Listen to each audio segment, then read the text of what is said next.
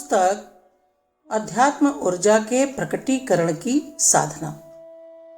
लेखक वेद मूर्ति तपोनिष्ठ पंडित श्री राम शर्मा आचार्य। पुरुषार्थ का प्रतिफल सर्वविदित है। हर व्यक्ति अभिष्ट प्रयोजनों के लिए शारीरिक और मानसिक श्रम करता है, तदनुसार परिणाम भी प्राप्त करता है। सफलता छोटी हो या बड़ी, उचित परिश्रम के मूल्य पर ही खरीदी जाती है। प्रगति के पथ पर चलने वाले एक के बाद दूसरा कदम उठाते हुए ही लंबी मंजिल पूरी करते हैं। भौतिक क्षेत्र में पग पग पर यही सिद्धांत चरितार्थ होता है। अध्यात्म क्षेत्र की प्रगति के संबंध में भी यही बात है। अंतर इतना ही पड़ता है कि भौतिक क्षेत्र में श्रम से सिद्धि के सिद्धांत को एक शब्द बदलकर साधना से सिद्धि कह दिया जाता है। यह अंतर भी अवास्तविक है। श्रम और साधना के बाह्य स्वरूप में ही अंतर है, तथ्यतः वे एक ही हैं। श्रम में भी शरीर और मन दोनों को जुटाना पड़ता है। साधना में भी इन दोनों का तत्परता और तन्मयता से उपयोग किया जाता है। समन्वय न होने पर दोनों ही क्षेत्र के पुरुषार्थ अधूरे रह जाते हैं। बेमन से किया हुआ श्रम अथवा मात्र मन की उड़ान, किंतु परिश्रम की उपेक्षा करने से किसी भी उत्पादन व्यवसाय में अभिष्ट सफलता नहीं मिलती। यही बात आत्मिक सफलताएं, सिद्धियां प्राप्त करने के संबंध में भी है। शारीरिक ऊर्जा मंथन को तपश्चर्या कहते हैं और मनः चेतना की प्रखरता प्रदीप्त करना योगाभ्यास कहलाता है। इन दोनों का समुचित समन्वय होने पर चेतना के क्षेत्र में एक से एक बढ़ी चढ़ी सफलता, सिद्धियां करतलगत होने लगती हैं। मात्र छुटपुट पूजा पत्री से दैवी अनुग्रह प्राप्त करने की मान्यता बाल बुद्धि की ही उपज है। पूजा विधान को बीज बोने के समतुल्य माना जा सकता है, पर उतने भर से तो फसल कट कर घर में नहीं आ जाती। भूमि की तैयारी, खाद, पानी, निराई गुड़ाई, रखवाली तथा कठोर परिश्रम लगातार कई महीनों करने के उपरांत बीज के अंकुरित होने से लेकर फलित होने तक की प्रक्रिया पूरी होती है।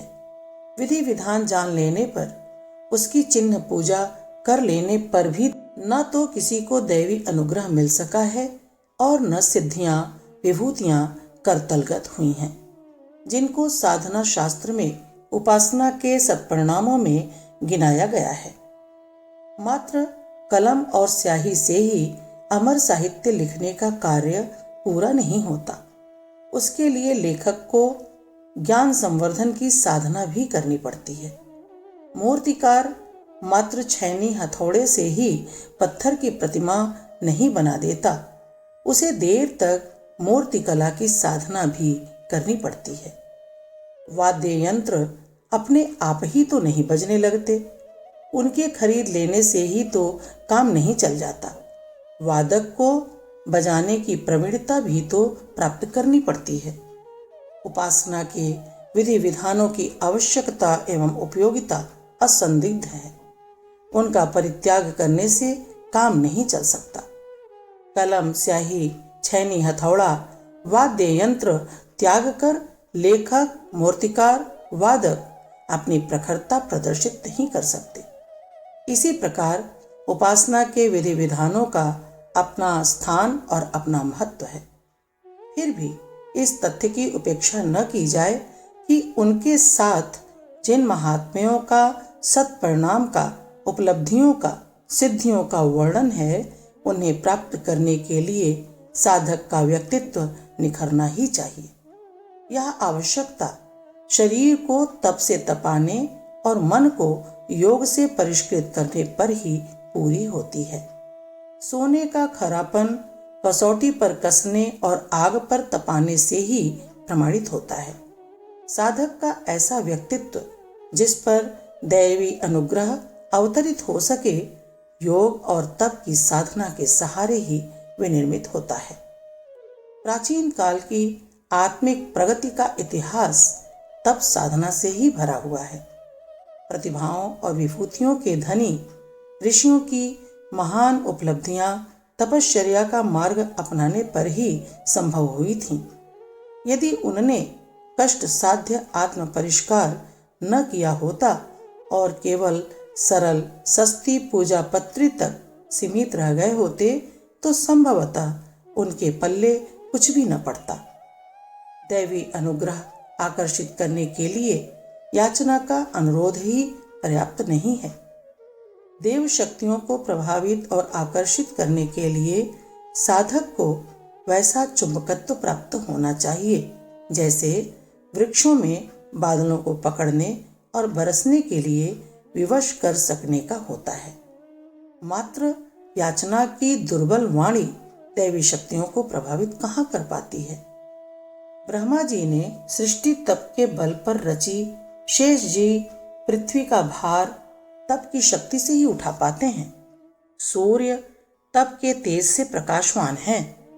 इन प्रतिपादनों पर संदेह हो तो भी अध्यात्म शक्ति संपन्न ऋषियों और महामानवों की विशेषताओं को उनकी तप साधना के साथ ही जुड़ा हुआ देखा जा सकता है। अन्यान्य महामानवों ने अपने अपने ढंग की तपस्या की है और महानता के उच्च शिखर पर पहुंचे हैं। सप्तऋषियों ने तप के सहारे ही विश्व व्यवस्था का उत्तरदायित्व वहन किया था और वे अभी भी आकाश में उदीयमान हैं। असुरता के ध्वंस का अमोघ अस्त्र ब्रह्मास्त्र महर्षि दधीचि की अस्थियों से ही बना था। वज्र बनाने के लिए इससे अधिक उपयुक्त धातु संसार में अन्यत्र कहीं थी ही नहीं। भौतिक शक्ति और आत्मिक समृद्धि देने वाली भगवती गंगा का अवतरण भागीरथ की तप साधना से ही संभव हुआ। इससे कम में गंगा को स्वर्ग से धरती पर लाने वाला अनुरोध काम कर ही नहीं सकता था। आकाशस्थ ध्रुव की परिक्रमा अभी भी असंख्यों ग्रह नक्षत्र निरंतर करते हैं। इतना गौरव तप साधना के बिना अन्य किसी उपाय से उपलब्ध हो नहीं सकता था। देव पक्ष के लोगों ने आत्मिक और दैत्य वर्ग के लोगों ने भौतिक बल प्राप्त करने में तप साधना का ही समान रूप से अवलंबन किया है। आग पर तपाने से भोजन निर्माण से लेकर धातुओं के ढालने एवं रसायने बनाने जैसे असंख्य आश्चर्यजनक कार्य पूरे होते हैं। जीवन को तपाने से उसमें वह विशेषताएं उत्पन्न की जा सकती हैं जिसके सहारे सामान्य को असामान्य, तुच्छ को महान, अणु को विभु, मनुष्य को देवता और आत्मा को परमात्मा बनाने का अवसर मिल सके। जिस शक्ति के सहारे युग परिवर्तन की महान प्रक्रिया संपन्न होती है वह भौतिक साधनों के सहारे नहीं वरन प्रचंड अध्यात्म ऊर्जा के साथ ही प्रकट होगी। अणु शक्ति से व्यापक विनाश की आशंका से सभी परिचित हैं। विभु की आत्मा की सामर्थ्य का यदि उच्च स्तरीय प्रकट संभव हो सके तो उसके द्वारा विकास का प्रयोजन पूरा होने में भी विलंब न लगेगा। मनुष्य में देवत्व के उदय का लक्ष्य भौतिक नहीं आत्मिक है। उसके लिए साधन उसी स्तर के चाहिए। इसके लिए आवश्यक उत्पादन साधना और तपश्चर्या के माध्यम से ही संभव है। सामूहिक साधना रूप में जन साधारण को इसके लिए प्रेरित किया जाता है। नवरात्रियों के सामूहिक साधना सत्र, मासिक साधना सत्र जैसे सम्मिलित साधना प्रयास अपनी जगह अत्यंत उपयोगी हैं। बस बात उतने से ही नहीं बन जाती। इसे एक उपयोग पक्ष भर कह सकते हैं। सार्वजनिक सहयोग से उत्पन्न आत्मिक ऊर्जा का भी युग परिवर्तन के महान प्रयोजन में महत्वपूर्ण योगदान रहना निश्चित है। इतने पर भी वह पूर्ण नहीं है। उसके लिए अतिरिक्त तपश्चर्या के विशिष्ट आधार खड़े करने होंगे। महर्षि रमण, योगीराज अरविंद जैसे तपस्वियों ने पिछले दिनों अपनी प्रचंड तप साधना के वातावरण को गर्म करके स्वतंत्रता की आकांक्षा प्रकट करने और सफलताओं की परिस्थितियां विनिर्मित करने में परोक्ष किंतु अत्यंत महान भूमिका निभाई थी। अपनी पीढ़ी के भारत का, विश्व का, मानव जाति का, सभ्यता और संस्कृति का भविष्य उज्जवल बनाना है। इस प्रयोजन से भौतिक क्षमताओं को नियोजित कर सकने वाली प्रतिभाएं अपना काम करेंगी, कर भी रही हैं, किंतु यह भुला न दिया जाए कि मूल भूमिका आत्मशक्ति से उत्पन्न प्रचंड ऊर्जा की ही हो सकती है। यदि वह उत्पन्न न हो सकी तो अमेरिका की तरह संपन्नता, ब्रिटेन की तरह चतुरता, जर्मनी की तरह कर्मठता, रूस की तरह दृढ़ता, जापान की तरह कुशलता तो उग सकेगी, किंतु मूल आवश्यकता का कोई समाधान न निकलने पर अंतःकरण यदि स्वार्थी और निष्ठुर ही बने रहे तो भौतिक प्रगति के चरम सीमा तक पहुंच जाने पर भी कोई लाभ न होगा, वरन साधन बढ़ जाने पर उनके दुरुपयोग का खतरा भी बढ़ जाएगा। जैसा कि वैज्ञानिक प्रगति ने आज सर्वनाश की विभीषिका सामने ला खड़ी की है। युग परिवर्तन का सूत्र संचालन भौतिक साधनों से, भौतिक योजनाओं के आधार पर ही हो रहा है। अभियान के प्रचार प्रसार में भौतिक सामग्री का उपयोग भी हो रहा है। उसकी आधारशिला तप साधना जैसे सूक्ष्म तत्वों पर रखी हुई है। हिमालय के जिस केंद्र से उसका उद्गम स्रोत है उसे विशुद्ध तप ऊर्जा के रूप में ही समझा जा सकता है। अभियान के सूत्र संचालक का भार जिन हाथों पर है वे भी निरंतर तप साधना की गर्मी से ही अपने कार्यभार को वहन करने की सामर्थ्य प्राप्त करते हैं। गायत्री और यज्ञ को माध्यम बनाकर गायत्री परिवार और युग निर्माण परिवार के लोगों को प्रधान प्रेरणा साधना में संलग्न होने की ही दी जाती है। यह सार्वजनिक साधना हल्के स्तर की होती है, किंतु मूलतः है वह तपश्चर्या एवं योग साधना का ही आरंभिक प्रकरण। गायत्री उपासना का सार्वजनिक प्रचलन जिस आधार पर किया गया है उसमें योग और तप के दोनों ही तत्व हल्के फुल्के रूप में विद्यमान हैं। जनसाधारण की मनः स्थिति और परिस्थिति को ध्यान में रखा गया, पर किसी न किसी रूप में समावेश दोनों का ही रखा गया है। देवाराधना में इतना ही पर्याप्त होता है कि पूजा उपचार के साधन जुटा दिए जाएं, कुछ उच्चारण और कुछ उपहास प्रस्तुत कर दिया जाए। व्यक्तिगत परिष्कार की उसमें कोई आवश्यकता नहीं समझी जाती। अपना गायत्री प्रचार इससे भिन्न है। उसकी विशिष्टता यही रही है कि उत्कृष्ट चिंतन के, स्वाध्याय और मनन के, आदर्श कर्तृत्व के, संयम और निग्रह के, सेवा और परमार्थ के रूप में योग साधना और तपश्चर्या के मूल तत्वों को हल्के फुल्के रूप में जोड़कर रखा गया है। अनुष्ठान पुरस्चरणों की कितनी ही तितिक्षाएं जुड़ी हुई हैं। इनमें तपश्चर्या के आरंभिक चरणों और सूत्रों का समावेश देखा जा सकता है। मंत्र साधना की सफलता में आत्म परिष्कार को आवश्यक बताया जाना अपने मिशन की मौलिक विशेषताएं हैं, जबकि दूसरे लोग उसकी कोई आवश्यकता नहीं बताते और उल्टे यह कहते हैं कि पूजा पत्री को करने मात्र से पाप कर्मों का दंड भुगतने से भी छूट मिल जाती है। अपनी और दूसरों की देवाराधना प्रक्रिया का यह मौलिक अंतर हर किसी के ध्यान में रहना चाहिए। अपनी उद्देश्य उपासना के सत्परिणामों का प्रतिपादन करने के साथ इस बात पर जोर देना भी है कि योग के माध्यम से मानसिक परिष्कार और तप के आधार पर शारीरिक अनुशासन के लिए भी प्रबल प्रयत्न किया जाए। इस प्रतिपादन का ही परिणाम है कि गायत्री परिवार ने युग निर्माण परिवार का रूप धारण कर लिया और अब वह मनुष्यों में देवत्व के उदय तथा धरती पर स्वर्ग के अवतरण की अति महत्वपूर्ण भूमिका संपादित करने जा रहा है। व्यक्ति और समाज निर्माण के दो कार्य अलग से दिखते हैं, पर वस्तुतः वे दोनों हैं एक ही। व्यक्ति के सुसंस्कृत होने से ही समाज समुन्नत होगा। व्यक्ति की निष्क्रियता दूर न की जा सकी तो सामाजिक संकटों का निराकरण फिर किन्हीं भी उपायों से, कितने ही साधनों से संभव न हो सकेगा। युग निर्माण का अर्थ है समाज का समुचित होना। समाज की संपन्नता व्यक्ति की शालीनता पर आधारित है। व्यक्तित्वों को परिष्कृत बनाना मात्र अध्यात्म तत्व ज्ञान का काम है।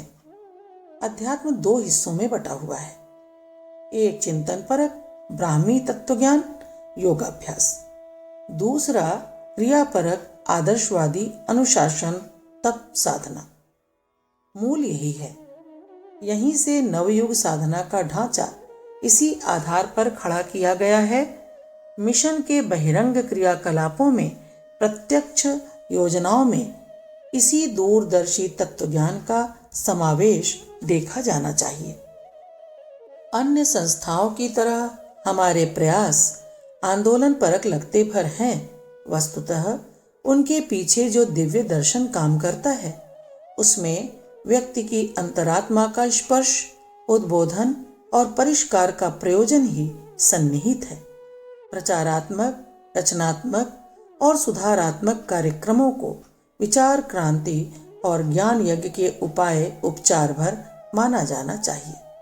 मूल लक्ष्य एक है, जनमानस का परिष्कार, अंतःकरणों में आध्यात्म शिक्षा का उच्च स्तरीय बीजारोपण संवर्धन।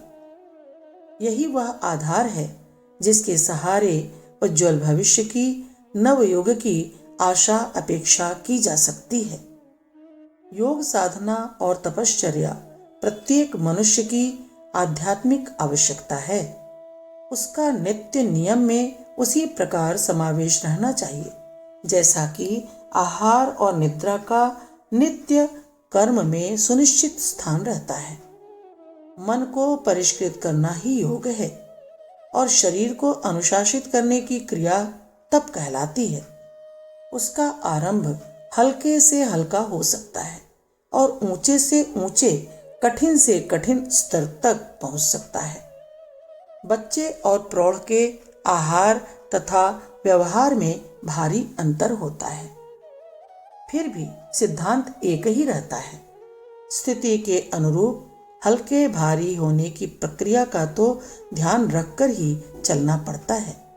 एक लाठी से सबको हाँकने से तो सारे प्रयास का ही गुड़ गोबर हो जाएगा।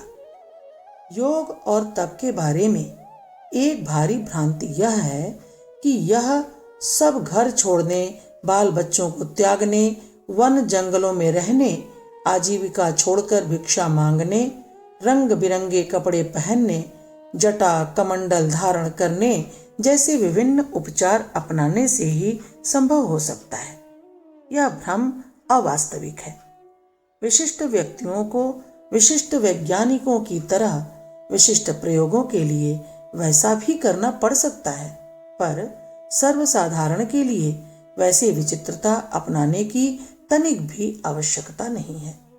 सामान्य गृहस्थ जीवन के साथ योग और तप के समन्वय की संगति पूरी तरह बैठ सकती है। तपोवन में घर बनाना विशिष्ट परिस्थितियों के व्यक्तियों का काम है। घर को तपोवन हर कोई बना सकता है। यह भ्रम भी अवास्तविक है कि आत्म परिष्कार का मार्ग अपनाने पर भौतिक जीवन नीरस निरानंद हो जाता है। सत्य और तथ्य इसके सर्वथा विपरीत हैं। उद्विग्नता, खिन्नता और विपन्नता वस्तुतः निकृष्ट चिंतन और भ्रष्ट कर्तृत्व की प्रतिक्रियाएं हैं। द्वेष दुर्भाव इसी निकृष्टता की कीचड़ में पलते हैं। रोष असंतोष का कारण दुर्बुद्धि के अतिरिक्त और कोई नहीं है। पराभव और दारिद्र्य तो आत्मिक पिछड़ेपन का चिन्ह है।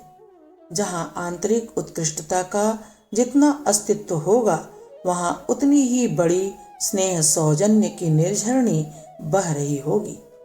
संतोष और हर्षोल्लास वहां उसी अनुपात में बिखरा हुआ दृष्टिगोचर होगा। व्यक्ति का वास्तविक उत्कर्ष अध्यात्म संपदाओं पर अवलंबित है। जहां आंतरिक विभूतियां होंगी, वहां बहिरंग संपदाओं की भी कमी न रहेगी। निकृष्टता के मार्ग पर चलने में लाभ दिखता भर है, वस्तुतः उसमें पग पग पर जलन और पतन ही कांटों की तरह चुभता है।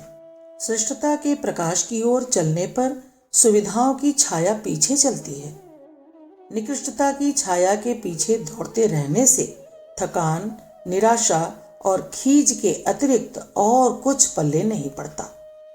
यह महती उद्देश्य योग तप की सनातन प्रक्रिया अपनाने द्वारा ही संभव है। शक्ति के अभाव में एकाकी तत्वज्ञान अपंग है और ज्ञान के अभाव में शक्ति अंधी। ज्ञान एवं शक्ति से सुसंपन्न नर खदानों की पीढ़ी से ही स्वर्गीय परिस्थितियों का नव निर्माण संभव हो सकेगा।